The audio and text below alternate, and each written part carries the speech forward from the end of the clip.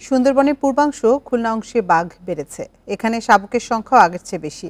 জুলাইয়ের জরিপ শেষে এ তথ্য দিচ্ছে বন অধিদপ্তর। বাঘ সংরক্ষণ প্রকল্পের আওতায় তৃতীয় দফায় প্রায় 2 বছর ক্যামেরা ট্র্যাপিংয়ে এই জরিপ চালানো হয়েছে।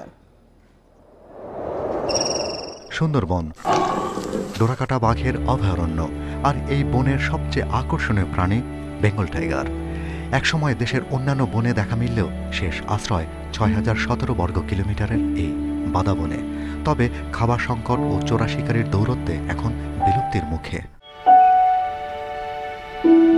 2015 জরিপে 106 ও 2018 এখানে বাঘ ছিল 114টি। তৃতীয় ধাপে খুলনা, বাগেরহাট ও সাতক্ষীরাকে 4 জনে ভাগ করে হয়েছে জরিপ। তাতে খুলনা, সাতক্ষীরায় বাঘের সংখ্যা বাড়ার তথ্য মিলেছে। গতবারের তুলনায় বেড়েছে শাবকও। বনদস্যু এবং জলদস্যু বিতরণ করার পরে প্রচুর বাচ্চার ছবি পেয়েছি। আমরা এবার চাঁদপাইতে, শরণখোলাতে এবং খুলনা, সাতক্ষীরাতে প্রচুর বাঘের বাচ্চার ছবি পেয়েছি। গত জরিপে সুন্দরবনে খালে প্রতি 2 কিলোমিটারে পায়ের ছাপ দেখে গোনা হয়েছিল বাঘ। এবার বনের বেশিরভাগ পয়েন্টে 1200-রও বেশি ক্যামেরা বসিয়ে ছবি বিশ্লেষণ করে হয়েছে বাঘের সংখ্যা নিরূপণ। আমরা ক্যামেরা বসিয়েছিলাম সাতক্ষীরা, খুলনা এবং শরণখোলাতে। আমরা যে সকল ছবি পেয়েছি বাঘের, সেই ছবিগুলো এখন বিশ্লেষণ করছি।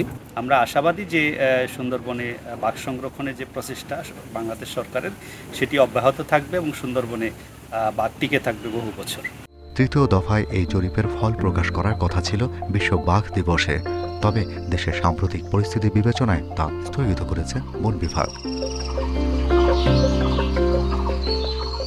Shahriar Anirban, independent news, Dhaka.